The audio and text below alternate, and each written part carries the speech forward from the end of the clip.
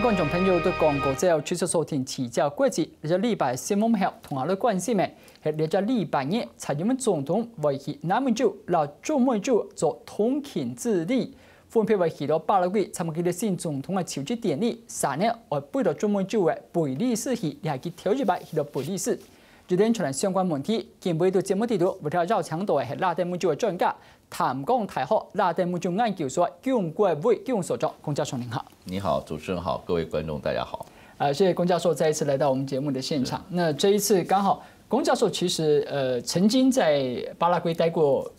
一段時間，待過4年的時間。那今天2個問題剛好都是老師研究的專長。那首先是不是因為我們對於其實一般的觀眾對於這2個南美跟中美的國家的了解不是這麼多，能不能就從您待過的巴拉圭簡單的為我們介紹一下這個國家？是。巴拉圭在南美洲，它是一個內陸國啊。南美洲2個內陸國，一個玻利維亞，另外一個就是巴拉圭啊。其實巴拉圭這個國家並不小，差不多有40萬平方公里，那人口大概在700萬左右啊。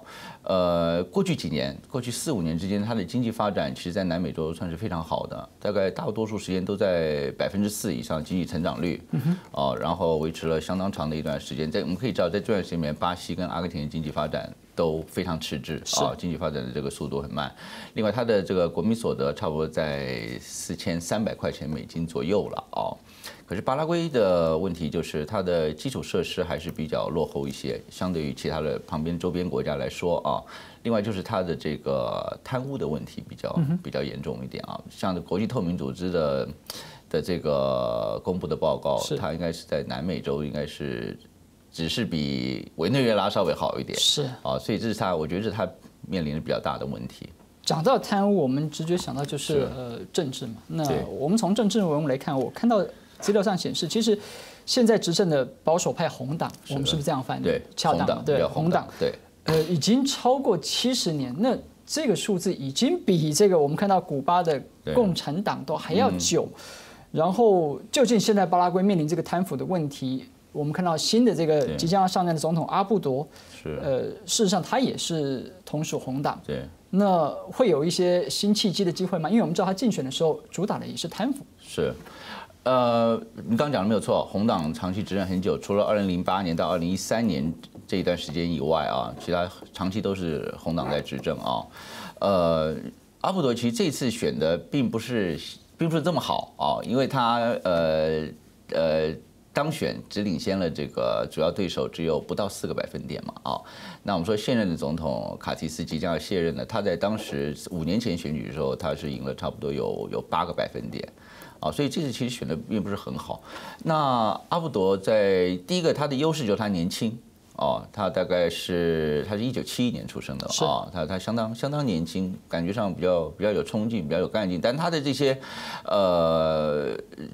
政見。啊，經濟發展啊，然後像是維護人權啊，還有你剛剛提到的很重要就是貪腐這一方面啊，反貪腐，其實這個是每個總統都在講啊，歷屆總統都是講這個。可是我們看到貪腐狀況並沒有比較好，像卡提斯總統的任內，卡提斯我們相信他個人，因為他個人是非常富有的啊，也沒有什麼跡象顯示他有貪腐。可是巴拉圭有說整體的貪腐的狀況並沒有好轉，所以在這一方面，大家都有給他很高的期待，希望能夠有一些改變啊。不過我個人認為這個困難度太高了，這已經是一個積習了，也不只是巴拉圭的問題啊。拉丁美洲講拉丁美洲，一想到就是貪污嘛，對不對啊？這是它一個很普遍存在的問題，要去改變的狀況不容易。除了年輕，那老師阿布多他原本是一個怎麼樣的政治人物？他其實從政的時間是相對比較晚，他2005年之後才開始從政啊。因為他父親是跟前任的這個說長期跟獨裁者這個史托斯奈爾是有個很密切的關係。他的秘書是不是？對，他以前他的秘書。不過他當秘書的時候，這個阿布多現在這個總統年紀還很小嘛，哦，10幾歲而已啦。這一點應該在他競選的時候也飽受攻擊吧？有人提到哦，其實也不是太大攻擊，因為這個史托斯奈爾下台1989年到現在也已經差不多快30年的時間了嘛，啊，那已經是上一代的事情了啦，哦，倒沒有什麼太多去延伸到他的身上啊。那他的很多政見其實跟現在這個卡提斯是很類似的，因為卡提斯的任內就是巴拉圭近几年来这个经济发展非常快速的一个时代嘛，哦，所以我想在大部分他会延续这个，选民当然对他有很大的一个期待了啊，主要是希望他在很主要就是您提到贪腐这一部分能够有一些做法。老师提到斯托斯奈尔，那我们能那么讲，其实后期我们看到像巴拉圭变成几乎是拉美最穷、最被孤立的国家之一，对，跟最后史托斯奈尔执政这几年，我们能不能画上等号？是他造成这个局面？其实没有什么，因为史托斯奈尔的下台，1982年就是拉丁美洲民主化浪潮正在进行的时代啊。其实大部分拉丁美洲国家都在1980年代的后期到1990年代的中期之间，然后开始朝向民主化发展啊。巴拉圭也是这种发展的方式，而巴拉圭有一个很大的缺点，就是它是内陆国嘛，然后它被包在里面，它所有的经济它的出口其实受到巴西跟阿根廷的这个掌控的程度是相当高的。这是它比较不利的，因为它本身也没有矿产，它是以一个农业跟牧业为主的国家，农就是大豆，牧就是牛肉，这两个东西就占了它整体对外贸易很主要的一个部分。它的工业发展慢，这是它很大的一个问题。像最近对美中贸易战，是原本是说不买美国的大豆，后来拉美受惠，巴拉圭也是其中之一吗？对，巴拉圭的大豆，你从账面上你看不到巴拉圭对中国大陆的大豆出口。你看巴拉圭公布的，它对大陆的出口也不过是2000多万美金，因为它所有的大豆都是以乌拉圭还有阿根廷的名义出去的，因为它都要从这两个国家出去嘛。因为它内陆没有办法港口。对，我们相信巴拉圭的大豆应该绝大部分是出口到中国大陆去了啦。因为它是全世界第4大的大豆出口国，在这一方面，可是它这个问题就是它的工业发展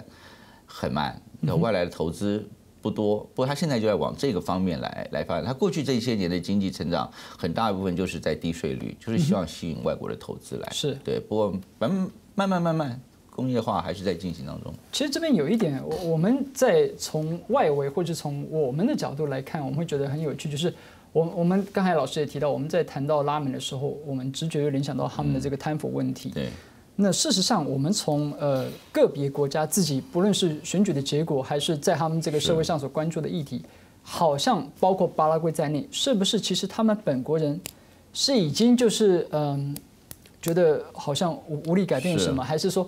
他们习以为常了？好像贪腐反而不会是他们关注的首要的议题。对，其实像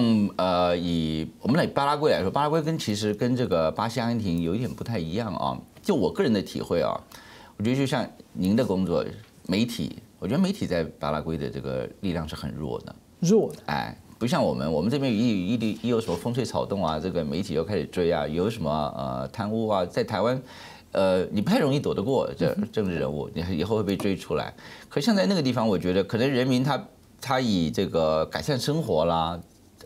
能够获得更好的这个经济资源或更好的经济资源分配来作为他比较关注的一些重点。贪腐这东西可能相对排在比较次要的位置。另外一个就刚刚讲的，我觉得他们在这个监督的这一方面，对媒体监督这一方面其实蛮弱的。媒体并不是不监督，媒体还是会翻出很多贪污啊等等问题来。可是媒体讲媒体，政府做政府，我觉得政府不太理这一部分的。但这一点我原本会直觉联想到，包括说是在可能硬体建设跟科技发展，它不像是一般先进国家，包括说手机的通讯、网络的通讯没有那么发达。可是我们看到，在当时阿拉伯之春，连中东地区都可以因为社群媒体而造成这种全面性的这个改变。难道在拉美还是这个铜墙铁壁吗？对，几乎很难有什么太大撼动。你今天撼动了，你今天有弊案出来了，你弄掉了一批人，另外一批人上来，其实没有太大的改变啊。在拉美持续都是如此。你看巴西这次这个洗车行动，对不对？然后非常多的这个政治人物，几乎国会里面1半以上的人都弄进去了嘛。前任总统、现任总统，其实都弄在里面。鲁拉也被找出来。没有人去期待巴西的经济从此会变得亲民啊，然后变得这个没有贪污啊，或等等的会有这种很大的变动出来，也没有人期待会有这样的改变，因为这个是他们的一个结构性的问题了。对，但贪污也不觉得有什么太大的过错啊，对很多人来说。那当然跟我们今天要谈的这个主题如果扣连在一起，我们关心的就是台巴之间的关系。刚好总统要出访参加他们新总统这个阿布的就职典礼。首先，我们能不能请包括老师在那边待过4年的时间，就是我们两国邦谊以及长久以来在外交上的关系，跟现在老师怎么看待接下来我们在拉美几个国家，毕竟这是我们最重要的邦交区域。我们现在18个，有10个是在加勒比海，在这个拉美。老师怎么看这件事？巴拉圭其实算是应该是我们现在土地面积最大的一个邦交国了啦，是台湾的11倍。对，相当大。40万，我们才3万6平方公里。对，不，它人口少了啊，700万。我们说在即将卸任的这个总统卡西斯总统的任内，关系非常好，非常紧密。然后卡西斯对我们也是非常的这个友善。我记得去年他有来嘛，我们还送他那个60周年建交60周年的纪念酒什么的。对，在这段时间里面，其实两国邦交发展得非常好。阿布多其实跟这个卡西斯不是一脉相承的了啊，他不是他当初提出来的候选人嘛啊。不过他在政策上不会有太大改变，可是呢，已经有迹象表示说，新的总统可能会比较希望跟中国能够发展更密切一些的这个经贸关系。他们说他是一个亲商总统，对，他相对也没有像卡西斯那么重商啦，卡西斯本身就是个商人嘛，可是他的政策像巴拉圭，你要现在要让它维持在4%以上的经济成长的话，还是以农牧业为主啊，因为工业现在它的发展程度还是慢，还是以农牧业为主。现在农牧业最大的市场就在中国大陆嘛，对不对？尤其你刚刚提到了，现在这个美国跟中国的这个贸易战已经牵扯到这个大豆的问题，对不对？可大的问题，它也许不一定能够造成真正的这个很大的贸易转移效果，或者是短期的，可当然会让它产生期待啊，对这个中国大陆的市场，而且它过去都是透过一些间接的方式跟中国来进行贸易嘛，它当然希望能够直接的。另外还有就是牛肉啊，牛肉像巴西牛肉主要出口到中国大陆了，那巴拉圭是一个很主要的一个牛肉出口国，在南美，他也希望在这一方面有些促进，有些发展，所以希望跟中国能够建立一些直接的对话的一个管道。其实，在这一次4月20号选举完之后没几天，他第一个决定的就是他的外长是就未来8月15号就任之后的外长这个外长卡蒂尼奥尼他已经就讲了，他是希望他会追求跟中国大陆来建立这个至少在经贸上面有一个直接的关系。他也提到 office 这个词，可能要设立办公室啊，或者怎么样。我觉得在未来这个恐怕我们没有办法去阻止他在经贸上面希望能够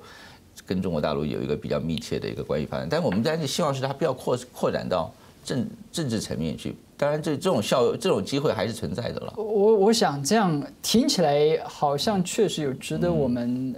多关心，甚至是忧虑的地方。因为我再讲一件事情，就是老实说，4月大选完，我记得在年中5月的时候，美国的参议员这个 Marco Rubio， 对，那时候他在受访时讲到说，我们看到巴拿马跟多米尼加先后跟我们断交，对，他就直指巴拉圭可能是下一个，我们那边有10个邦交国，为什么会是巴拉圭是下一个？其实我也并不清楚他为什么会去指出巴拉圭，他也没有讲出理由，对不对啊？他说巴拉圭，他第一个以国家的规模来说，如果说中国要打击台湾的话，那巴拉圭当然是一个很好的选择。第一个，它是南美洲唯一的一个嘛，对不对？他拿掉南美洲就没有邦交国。另外，它现在是一个最大的邦交国，然后它旁边的国家也是拉丁美洲最重要的国家，巴西。阿根廷，对啊，然后南方共同市场，巴西、阿根廷是跟中国关系非常密切、极端密切，在经贸、政治上面都很密切的国家。然后，巴拉圭作为他们邻国，作为同一个区域组织南方共同市场的一员，当然它很可能受到的压力是会比较大的。另外，刚刚我们也提到了总统。这个上来之后，他的这个未来的这个外长就已经提到了，对不对？可能这当然是令人比较忧虑一点，因为总统还没一个邦交可能很容易生变的一个时间，就是新总统要上任，政权转换，新总统要上任的这个时候，对啊，这是他的一个想法啦。因为我们在看的时候，我们说我们的哪个邦交国比较危险，我们当然是看比较重要的嘛，是对啊，所以他这样子来看巴拉圭，也许是从这个观点来看的。OK， 上半场我们谢谢顾教授，俺相信分析，人入持续的关注，你到巴拉圭对外交方面的发展。南日白总统外出访係對巴拉圭之後，外去到貝利斯，係咪也就貼貼年紀，and 先了下，念住講來。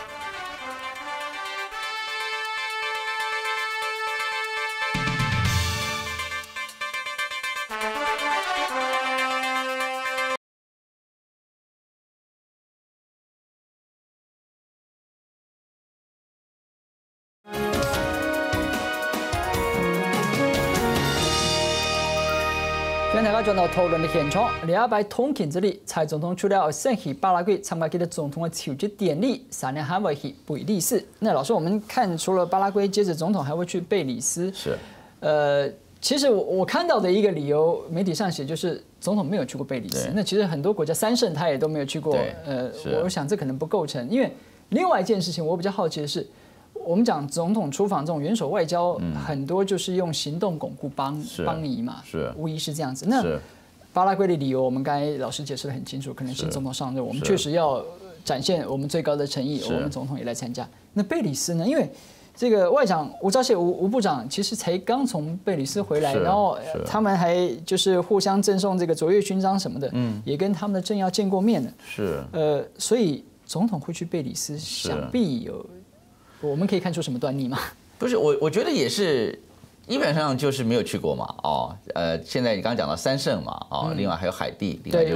就是這個貝里斯沒去過。對，總統一般來說去拉丁美洲，他不會去一個啦，一般來說2個、3個，常常甚至有的時候到4個，對不對啊？然後這次他就只選了一個國家，不過當然我們知道。過境當然是比較重要的目的了啊。不過你剛剛提到就是吳部長之前也去了啊，吳部長去了，他當然是去了解這個國家的狀況嘛，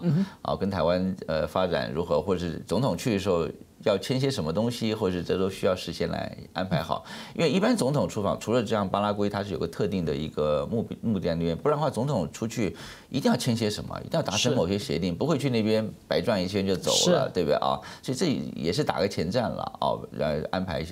些事宜。不過我認為，總統他在希望能夠盡量的能夠把這幾個邦交國都能夠走了。你看到他到非洲大老遠飛了，也就到史瓦蒂尼一個國家嘛，目的應該也就是他就只剩那裡可以去了。對，可是目的也就是要把它走完嘛，那拉美的話這一次也走不完啊。另外下一次你可以想到，下一次一定就會應該就到海地3勝了嘛，對不對啊？我覺得他是這樣子在安排的。相較之下，我們看到。貝里斯是一個小很多的國家，只有2萬多，比我們還要小。對，那他還有，我們要認識他，要認識他哪一些面向？他會是以哪一些值得我們特別關注的？對，我們常常會把它當成中美洲國家。其實，在拉丁美洲自己本身來看，它應該算是加勒比海，但是它在中美地理上在中美洲，可是它是屬於加勒比海那一圈的了啊，因為加勒比海共同體了啊，跟加勒比海那些島國啊，還有像多米尼加啊，他們是比較算是在經濟上面類似性是比較大的了啊。但是國家很小，它才不到40萬的人口嘛，不過它的經濟發展其實在過去幾年裡面還算可以了啊，大概都有2%以上的經濟成長率了哦。但它也是一樣，跟巴拉圭一樣，它就是工業發展的速度緩慢，它主要這個國家主要是以農業還有漁業為主，是像跟台灣的主要貿易就是漁業就是龍蝦這樣東西，大概就佔了它對台灣出口的65%了吧？哇，對。當然有一些工業了啊，因為有些紡織業啊，不過它還是一個以農業跟漁業為主的國家，經濟增長率還不錯，然後它的國民所得在4800塊錢，比前面的巴拉圭還要高一點，對，當然也不是一個很高的數字了啊。對，那我們一般講到外交關係，其實相信跟美中都脫不了關係，包括老師剛才有約略提到，這一次的重點除了去這兩個國家來回的過境 LA 跟這個休斯頓，那待會我們再提。我們要講的就是說，講到中國的這件挖牆腳哈，是我們看到他對非洲的野心，不言可喻。他說他希望整個非洲要大團結，那當然就是只剩史瓦蒂尼他可以拉美呢。我們看老共對拉丁美洲是不是相較之下的這個琢磨好像不如對非洲的這個努力？對，非洲其實美國對非洲不關切的，不太關心非洲的啊。其實美國在非洲給中國留下了一個很大的空間在那個地方啊。其實現在我們說法國大部分法國、英國殖民地嘛啊，然後可是法國、英國在經濟上面、在政治上面其實影響力現在都不大了。是，對。然後在拉美的話，我們說我們大部分的邦交國都還在拉丁美洲，中國大陸對那邊着力很深了，大部分是原本在南美洲國家，現在開始慢慢北移，你可以看得到，我們的邦交國巴拿馬、多米尼加都被挖走。對，不過它在這個拉丁美洲有它的一個地緣上面的一個重要性在那裡了哦。我们当初在看的时候也是觉得这两个国家是相对比较危险的。可是我们现在看拉美啊，还有未爆弹吗？我们不能讲未爆弹，因为你从巴拿马，特别从多米尼加跟台湾断交的过程，然后还有这个非洲的布基纳法索跟台湾，我们都不认为它是未爆弹。对你都没有办法去预估下一个是什么国家。我们不能说每个都危险，可是我们任何一个我们都不敢说。下一个会是他，或者我们指出来下一个可能是谁，现在蛮难的啦，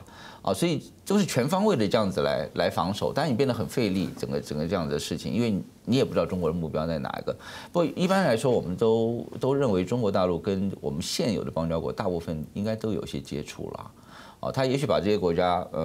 先维持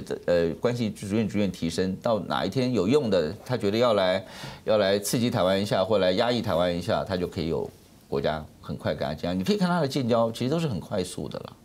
对不对？我们不晓得私底下的暗盘谈了多久。对，很多东西我们不知道。可是他当然希望在他要对台湾施压的时候，就可以拿得到一个邦交国嘛，对，不要施压的时候，结果还要谈3个月。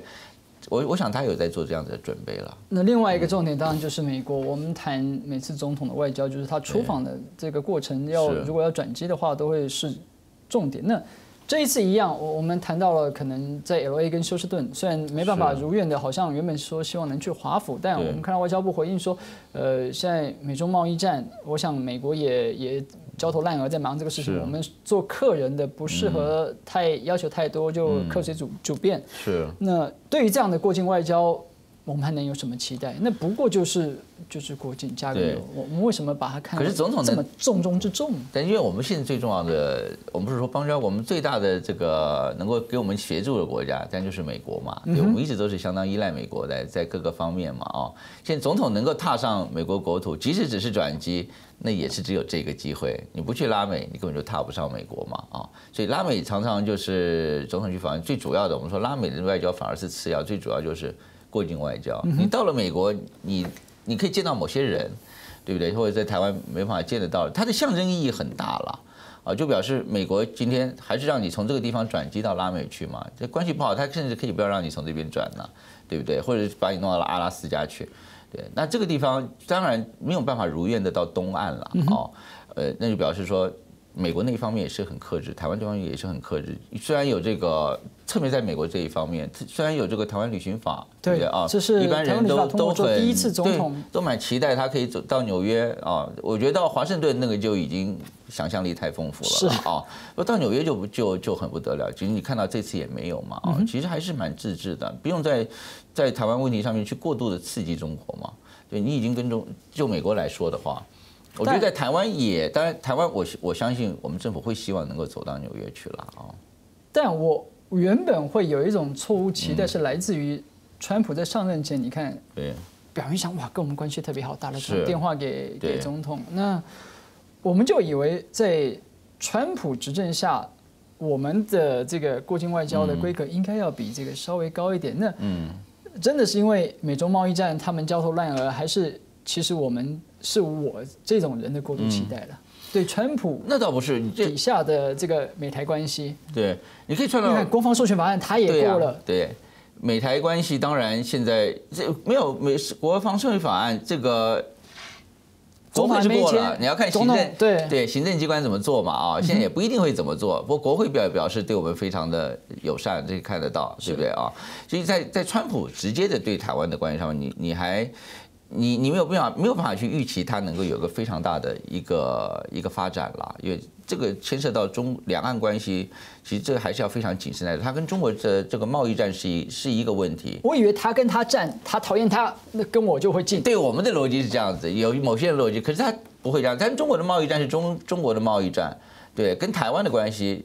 不会把它跟贸易战搅到一起去。对，不会用台湾的关系施压在贸易的问题上面，这是两个不同层次的东西。这当然相对来说，这个川普表现出来跟台湾好像比较友善的态度，在政治上面，在地缘政治上面，他也许有对中国施压的这样子的一个企图在，可是他还是有他的一个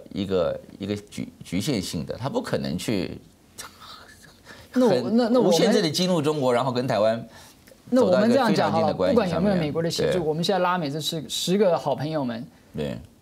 经济上我们当然不是中国的敌手，没错讲国际影响力我们当然比不过中国。对，我们还有什么努力的空间？如果我就是要维持这10个，已经不多了。对，我们还能做些什么？维持邦交现在来说是个非常艰困的、非常困难的一件事情。外交部也很努力在做，绞尽脑汁在做。因为我们过去的当然是以原政为主的一种方式。对，但现在你可以看到，我们在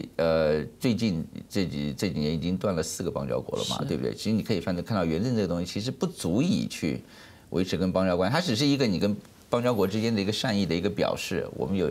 要去援助你。你说起来有别的方式，我跟别的方式，现在讲到的，因为国家的资源有限，你只有运用民间。有没有什么拉美特色是刚好台湾可以补那个缺的？我觉得倒不是拉美特，我们现在比较想到美国当然是一个很大的力量，可是你可以看到，在过去的2个断交的拉美邦交国里面，你看不到美国施力的这样子的一个感觉或这样的一个方式嘛。老师，你说的施力什么意思？就是说美国帮助你去在你的邦交，连巴拿马他都没有出手。我是觉得他没有出手了，或者是他觉得我们只是我们自己的想一下，也许川普觉得，你想一个美国总统，台湾跟台湾的一个拉美邦交国断交，其实以川普来说的话，对他没有什么伤害，对美国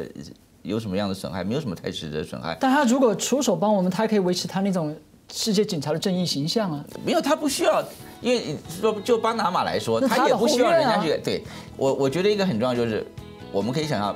川普觉得台湾在拉丁美洲一个国家断交了，或者拉丁美洲一个某个国家跟中国建交了，他对于美国在那里的实质的政治利益或者地缘政治利益不会有什么太大的影响。如果真是有很大影响。